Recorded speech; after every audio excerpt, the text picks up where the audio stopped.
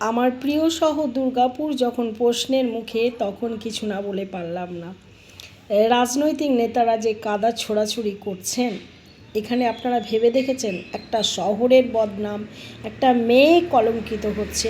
আসল ঘটনাটা বোঝার চেষ্টা করুন, তাকে ন্যায় দেওয়ার চেষ্টা করুন।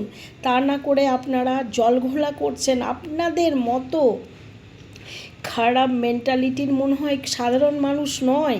আমরা দুর্গাপুরে, আমি দীর্ঘ 37 বছর বাস করছি।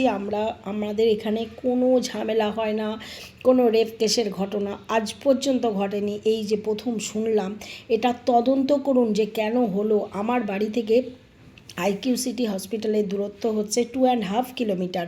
আমি বহুবার ওই হসপিটালে গেছি। হসপিটালের রাস্তাটার মধ্যে বাঁ দিকটায় পড়ে ফাঁকা মাঠ, ডান দিকটায় গভীর জঙ্গল। ওখানে দোকানের প্রশ্নই নেই, ওখানে কোনো দোকান নেই। সেখানে দোকানে ফুচকা খেতে এলে বললেই হবে?